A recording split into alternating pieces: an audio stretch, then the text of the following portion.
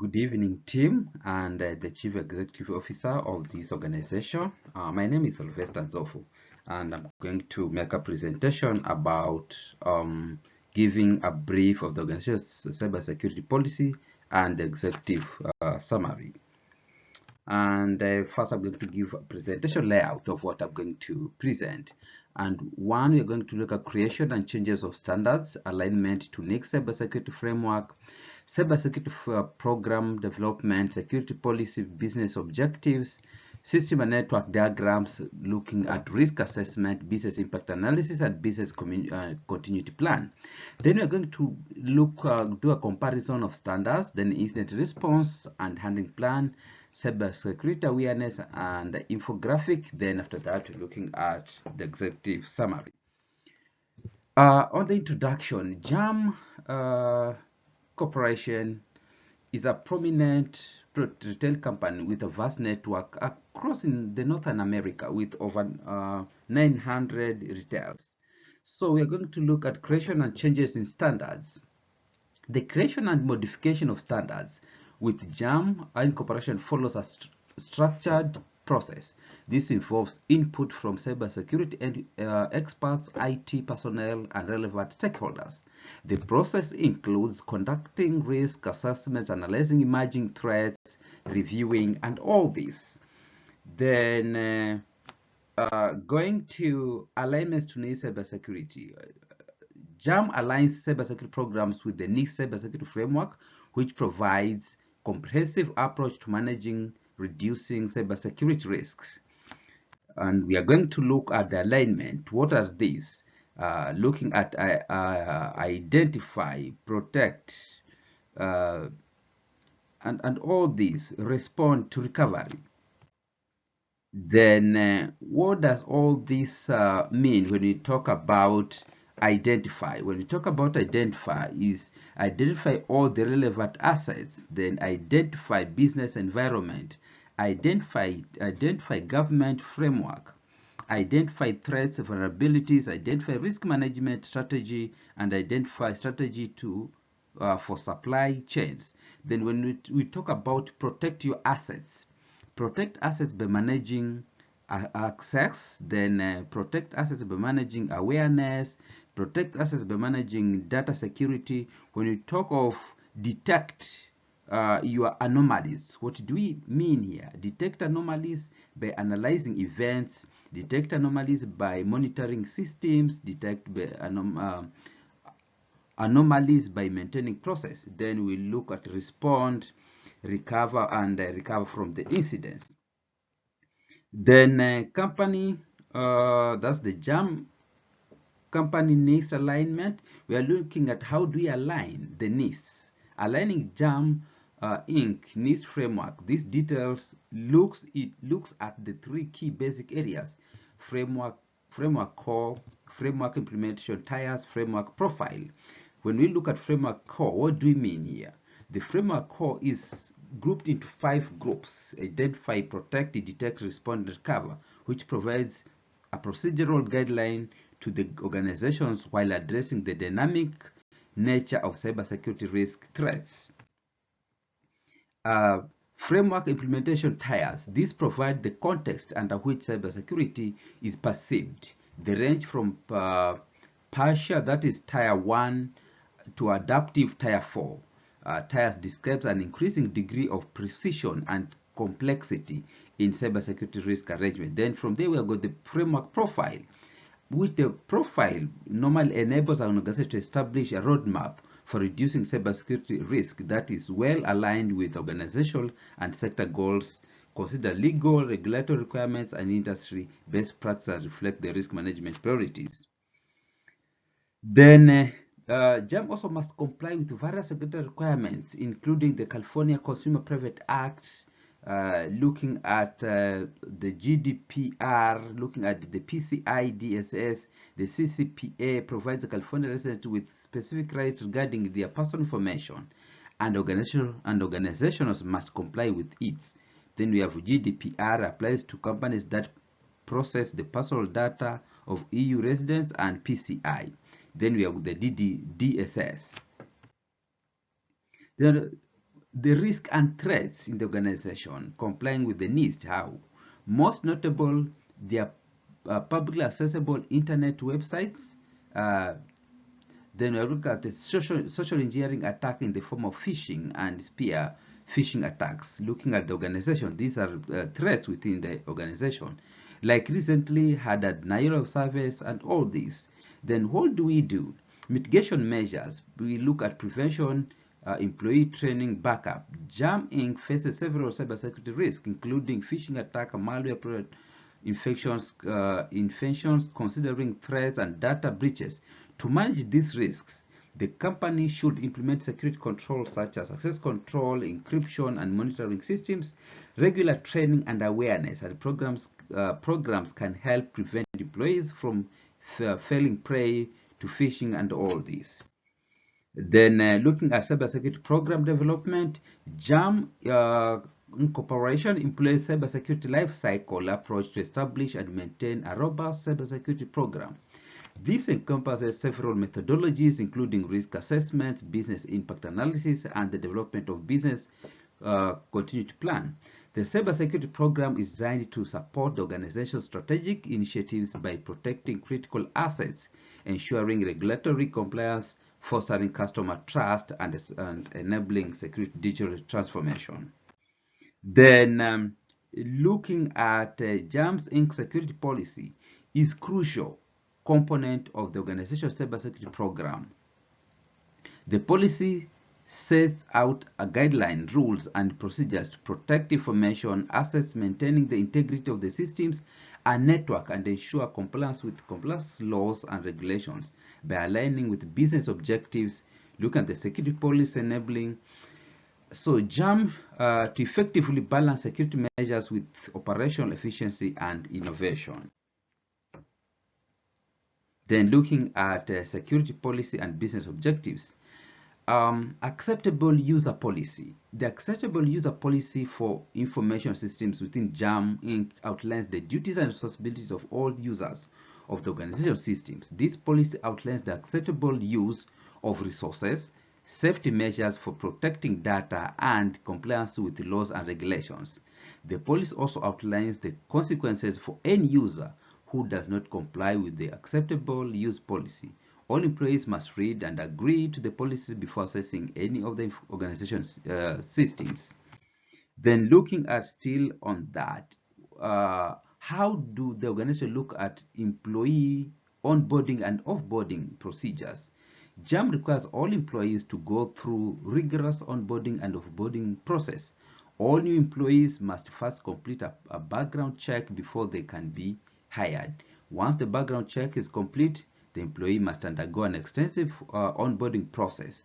That includes signing confidential agreement, completing security orientation, and receiving training on the organization policy and procedures. And once the onboarding process is complete, the employee must then go through an offboarding process that includes disabling any access to the organization systems and revoking any access to sensitive data. JAM social media policy inside and outside the organization. Social media policy, it has a strict social media policy in place to protect the organization's reputation and prevent disclosure of confidential information. Then looking at inside threats. What are the inside threats? An inside threat is a malicious actor within an organization who misuses organizational resources or services for their own personal gain.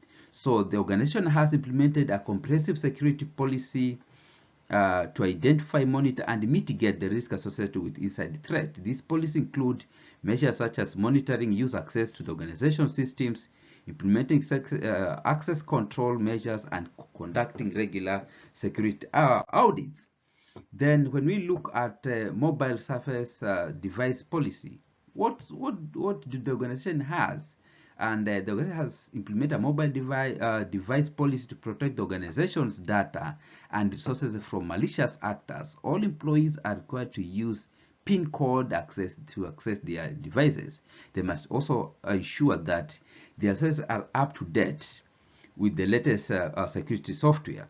Then looking at common standards, JAM must also ensure that its security measures comply with all the applicable laws and regulations such as payment card industry, data security standards, the Health Insurance and Portability Accountability Act, that's the HIPAA.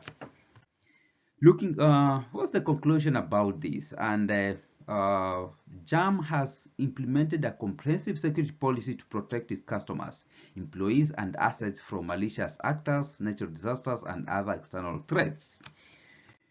Then looking at systems and network diagrams, the organization has developed a comprehensive system and network diagram that provides a visual presentation of its IT infrastructure, including network servers, endpoints, and data flows.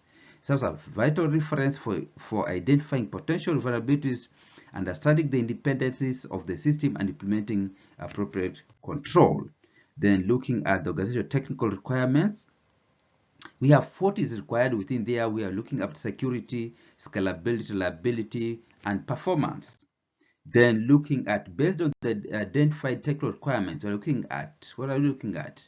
Routers, access control components, data storage, internal and external data communication. Then we're looking at backups. The organization must have a robust data backup system that includes regular backups, redundancy, and disaster recovery planning to ensure business continuity in case of disaster. Then we're also looking at email servers, looking at point of sales. We're looking at clients. Then what does JAM need to comply with? To ensure compliance of associate servers, routers, access control components, data storage, internal and external data communication, data backups, email servers, point of sale, and all these other components, the following measures should be implemented. Looking at regulatory requirements, JAM Inc. may be subject to various regulatory requirements depending on the nature of its business and jurisdiction it operates in. Some of the relevant regulatory requirements may include payment card industry, health insurance, general data protection, family education rights, Sabernet's OLEX, that is SOX, Graham-Lynch-Brill Act, GLBA, then the Copper Act. Data classification and how data is protected in transit, processing, and at rest. Data classification is an important aspect of data security as it helps organizations to identify and prioritize their data assets based on their sensitivity and potential of harm. Then here we're looking at identify data classification, protect data in transit, then protect data at rest. Then protect data during processing, then implement data retention policy within the organization. And this is the analysis of network diagram for the organization. We are looking at, we've got our firewall here, we have got internet on the other side, we have got domain, DNC, and data storage. We have got one server on our left-hand side, two servers on our left-hand side. Then on the other side, we've got our router, Wi-Fi router. We have one user on the other, PC on the other side. We have also another PC, we have got a printer, we have got another printer, and we have got another PC. So generally we have like three users here, PC and another PC on the other side. Then we have servers to ensure that everything is done within the policy orientation. Then risk assessment, business impact analysis, and business continuity plan. JAM Corporation conducts regular risk assessments to identify potential threats, vulnerabilities, and their potential impact on business operations. These assessments help prioritize resources, implement appropriate safeguards, and establish a resilient cybersecurity posture. Additionally, business impact analyses are performed to identify critical business functions, assess their dependencies on IT systems, and develop business continuity plan that ensures timely recovery from disruptive incidents. Then let's look at why do we need to have this? So the problem statement is that a large retail company that operates over 900 stores across 48 states in the United States and 6 stores in Canada. The company operates in a highly competitive industry and relies on critical systems to ensure the smooth running of its business operations. Therefore, it is essential to identify potential risks, threats, and establish a comprehensive approach to mitigate them. Therefore, this report we are going to look at 3 critical systems, JAM cooperation will be analyzing, identifying the levels of threat severity, either low, medium, or high, and looking at their probability of occurrence, either likely, unlikely, or possible. And then, but then we need to also to identify the critical system. And the critical system here is the point of sale, inventory management system, and supply chain management. Then looking at that, we have our table here, which looks at the risk assessment matrix. We have got likelihood on the other side, on our left-hand side, on our right-hand side, we have got either low, the severity, either low, medium, or high. Then we have put there some scores, 1, 2 to 3. Then we have got likely, unlikely, possible, which is 1, 2, and 3. So then we do some crossing there, whether it is unlikely and low, likely medium, or likely high. Then after that, we are going to measure that on our decision making. Critical systems and the impact on the organizations. JAM relies on critical systems such as point of sale systems, inventory management systems, and supply chain management systems. Any disruption to or failure in these systems can lead to significant impact on the organization, such as loss of revenues, decreased customer satisfaction, and reputational damage. A business impact analysis BA helps to identify the potential impact of disruption and establish recovery objectives. Then looking at the impact analysis. The impact analysis will identify the critical of the POS, inventory management systems, and supply chain management systems by evaluating the impact of disruption on JAM's operations, financial reputations, and legal compliances. So then we have a table below here looking at all that. We have got the systems on the other side. We have the operations, financial reputation, legal compliance. So point of sale, what's the risk? Is it high on financial, high on operations, reputation, and all that? And when we look at all these are high, so that's the risk. Then look at recovery time objectives. The recovery time objectives will determine the maximum acceptable downtime for each system. And we're looking at the table here. We've got point of sale. What is the maximum downtime acceptable? Like 2 hours. Inventory management, 4 hours. Supply chain management, 6 hours. Then we're also looking at resource requirements. The resource requirements will identify the resources required to restore each system. So we have this table here looking at, like, we have the system, we have the resource required. Like point of sale, we need to have backup power, spare POS, then we have got terminals. Then looking at inventory, we need backup power, backup servers, and all these. Then you look at supply chain management. We also need backup power, backup servers, and backup data centers. Then looking at business continuity plan. A business continuity plan will help this organization to recover from disruptive event and restore normal business operations as quickly as possible. The business continuity plan will be developed in 4 phases. Plan development, we look at implementation, testing, and maintenance. So when we look at plan development, the plan development phase will identify the critical business functions and processes, the resources required to support them, and the strategies and procedures to recover them. The table, like now we have this table below here, like point of sale. What are the resources required? What are the recovery strategies? And all these. Inventory management, backup power, backup servers, and then when we recover strategies, switch to manual inventory procedures. Supply chain management, we need a backup power, backup servers, backup data centers. Then what is the recovery strategy?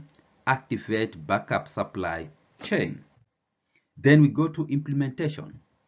The implementation phase will ensure that the business plan is implemented correctly and effectively. Then we are looking at what's the next one. We have got testing, we have got maintenance, and then we have natural disaster. When we go to natural disaster, the organization led by the board of directors shall establish disaster recovery and business continuity plans that ensures critical systems are backed up and can be restored quickly. Then we look up cybersecurity breaches. When we talk about these breaches, we need to establish effective cybersecurity controls to protect its critical systems and the data. So all this, looking at multi-layered approaches, cybersecurity that includes network security, endpoint security, access controls, and employee training. Then look at supply chain disruption. When there's supply chain disruption, what do we need to do? JAM needs to establish a supplier risk management program that assesses the risk of each supplier and establishes contingency plans in the event of disruption. Then we have cost-benefit analysis. The cost of implementing the contingency plan will depend on the specific measures adopted by JAM. However, the cost of not implementing the plan could be much higher in terms of loss of revenues, reputation damage, and legal liabilities. Therefore, the company needs to ensure it is done and done nicely. Then we have NIST cybersecurity framework controls. Based on the critical system identified by the organization, the following NIST cybersecurity framework controls can be applied to ensure the security of the system. We have to identify, protect, and when we talk about identifying, we do asset management, that is maintaining an inventory of all hardware and softwares as associated with the POS, inventory management systems, and supply chain management system. Then we look at risk management. Conduct a risk assessment to identify potential threats, vulnerabilities, and impact scenarios. Then when we go to protect, what do we mean? We look at access control, look at awareness and training, and all this. So at the end of the day, everything is done and done within the acceptable level. Then we go to detect. Anomalies and events, implement monitoring and mechanisms to detect any anomalies or suspicious activities within the system. Then we look at continuous monitoring. Then we go to respond. Response planning. Develop a comprehensive incident response plan to ensure that any cybersecurity incidents are promptly detected. Then we look at analysis, we look at communication. Then the final is about recover. Then we go to comparison of standards. JAM recognizes the importance of various types of standards, including laws, regulations, policies, voluntary standards, and framework based on standards. While laws and regulations provide mandatory requirements, voluntary standards and framework offer guidance and best practice. So the organization will adopt a comprehensive approach by aligning with both mandatory and voluntary standards to ensure legal compliance, risk mitigation, and enhance security posture. Then incident response and handling plan. The organization has implemented a robust incident response and handling plan to effectively respond to and manage cybersecurity incidents. This plan includes predefined roles and responsibilities, escalation procedure, incident categorization, containment measures, forensic analysis and communication protocols, regular testing, training, and continuous improvement are integral parts of the plan to ensure swift and effective incident response. Then still looking at the incident plan, procedures for performing incident handling and reporting. We have all that. We have detection and containment. We have analysis. We have eradication and recovery. We have reporting. Then guidelines for communication with outside authorities. We have identifications of authorities. We have notifications, coordinations, legal considerations. Then we have standards for subcontractors, customers as part of the incident response process. Then identification of subcontractors and or customers. Then we got assessment of the standard. Then we have the structure of the team, and we have led by the Chief Information Security Officer. We have got the IT. We have got the Manager Disaster Security Officer, Department Managers with the IT Managers, and Cyber Security team forming the recovery team. Then incident response team. The team is headed by the CISO as shown in the previous diagram, and he is responsible for handling any incidents that occur within and outside the organizations. Then look at the Chief Information Security Officer. We have got that person for all disaster and security events. We have incident management team, and this team is composed of all the departmental managers and chaired by the incidents and security events manager. Their key responsibility is to oversee the process of incidents activation, analysis, and taking the corrective actions to the point of ensuring that business is back to operation. Then we also have for communication flows between incident response team and staff sections. We have got communication with the executive management, we have communication with the IT staffs, we have communication with the legal and compliance staff, we have communication with legal and compliance staff, we have types of service that the incident team should provide. The incident response or vulnerability management, threat intelligence, training and staffing requirements for the incident and response team. Cybersecurity awareness infographic. The organization has developed a visual, appealing, and informative program to promote cybersecurity awareness among employees, customers, and other stakeholders. So, as the world narrows down to global villages resulting from technological advancement we enjoy today, so is the level of threat, and therefore we need to have well-trained staff to be able to understand all what is happening. And in cybersecurity awareness, we have threats here coming from different sources, and like we have got different lines. We have the above attack, we have the middle attack, and the last attack. So all these are attack vectors, but the magnitude of the impact will depend on. Some are just like minor, but some are very strong, and they'll cause a very severe impact on the business running. Then looking at the evaluation of the risk implications of internet use, we're looking at the Internet of Things, data protection, intellectual property, internet use best practices, mobile devices. When we look at Internet of Things, risk, expect the potential vulnerability and risk associated with these devices, such as insecure configuration, weak authentication, and lack of encryption. Then we look at data protection for intellectual property, highlighting the importance of safeguarding intellectual property, including trade secrets, property, and all these.